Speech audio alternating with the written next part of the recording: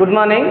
Last క్లాస్లో మనము ఈ వేదిక అండ్ లాటర్ వేదికకి సంబంధించి ఎస్పెషల్లీ మనం ఏమని చెప్పుకున్నామంటే ఈ ఎకనామిక్ కండిషన్స్ అనేవి చెప్పుకుందాం.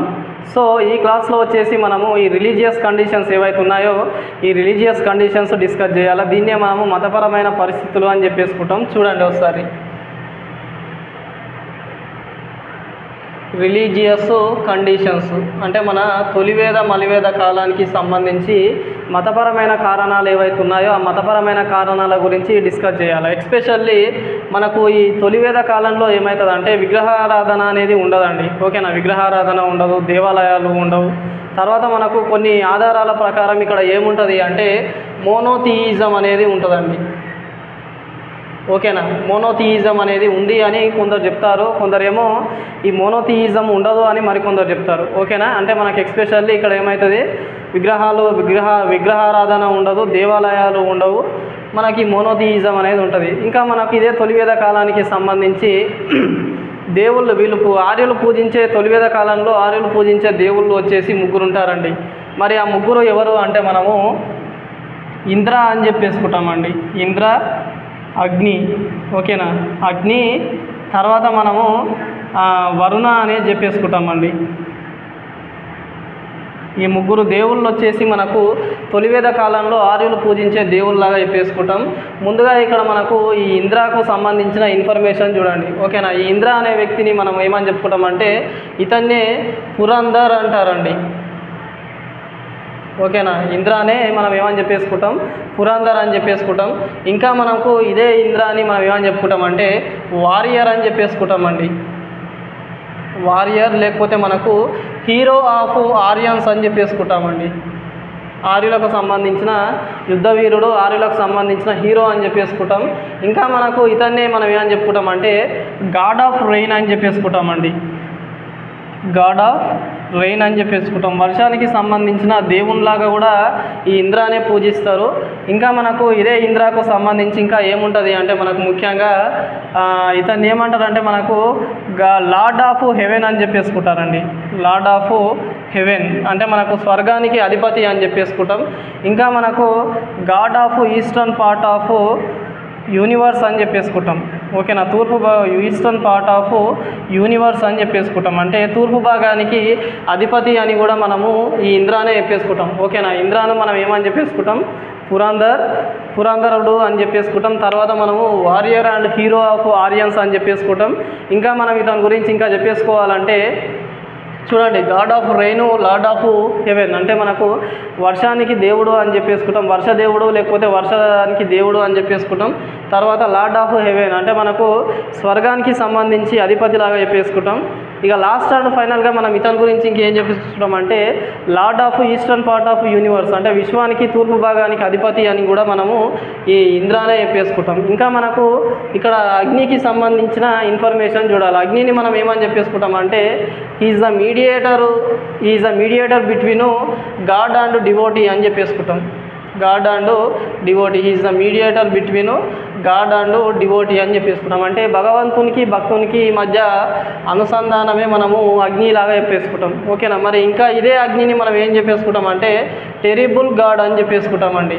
ఓకేనా, విధ్వంసకరమైన లేకపోతే భయంకరమైన దేవుడు అని మనము ఈ అగ్నిని చెప్పేసుకుంటాం. ఓకేనా, ఇంకా మనకు లాస్ట్ అండ్ ఫైనల్గా ఈ తొలివేద కాల దేవుళ్ళల్లో మనకు వరుణ అనే వ్యక్తి ఉన్నాడండి. ఓకేనా, ఈ వరుణ అనే వ్యక్తిని మనం ఏమని చెప్పుకుంటాం అంటే ద లార్డ్ ఆఫ్ లేకపోతే గాడ్ ఆఫ్ మోరల్ వాల్యూస్ అని చెప్పేసుకుంటామండి. గాడ్ ఆఫ్ మోరల్ వాల్యూస్ అంటే మనం ఏమని చెప్పేసుకుంటాం ఇతన్నే మనము మోరల్ వాల్యూస్ అంటే మనము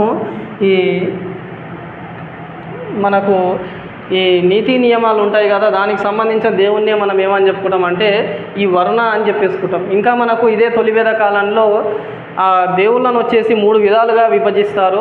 అందులో మనము మొదటిగా ఏం చెప్పేసుకుంటాం అంటే హెవెన్లీ గాడ్స్ అని చెప్పేసుకుంటామండి. ఓకేనా, హెవెన్లీ గాడ్స్ అంటే మనకు చూడండి ఇక్కడ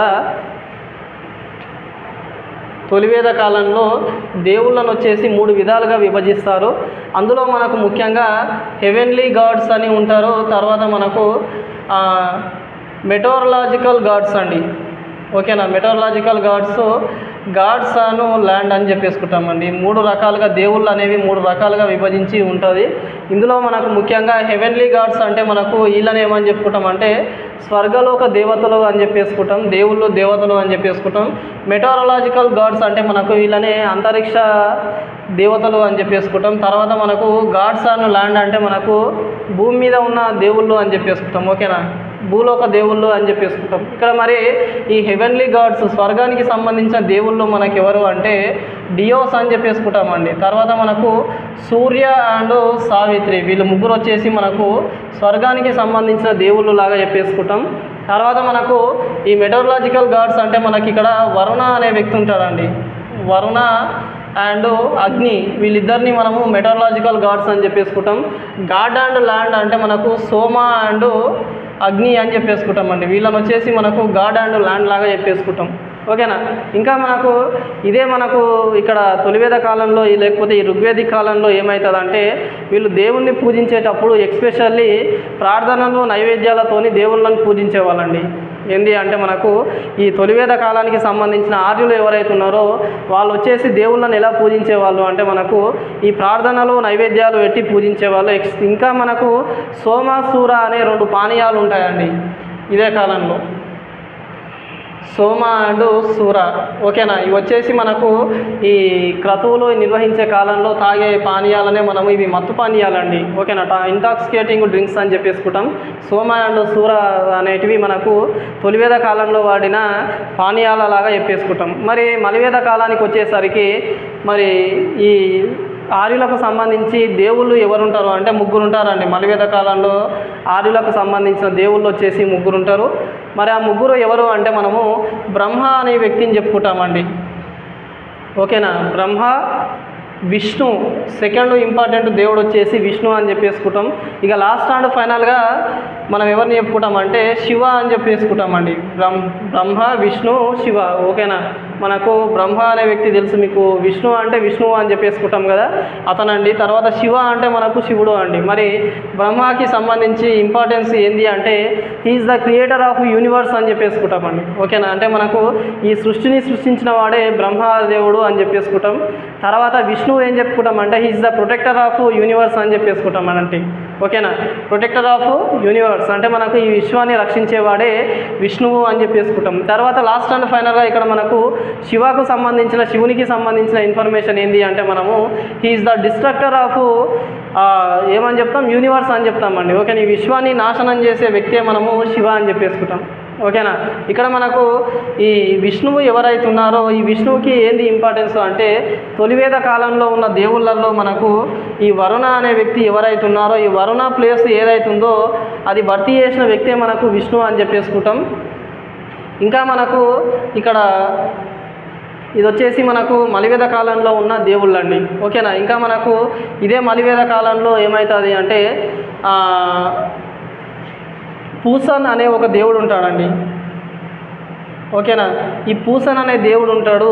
ఇదే ఈ పూసన్ అనే దేవుణ్ణి మనం ఏమని చెప్పుకుంటామంటే శూద్రులు ఎవరైతే ఉన్నారో ఆ శూద్రులకు సంబంధించిన దేవుణ్ణి మనము పూసన్ అని చెప్పేసుకుంటామండి.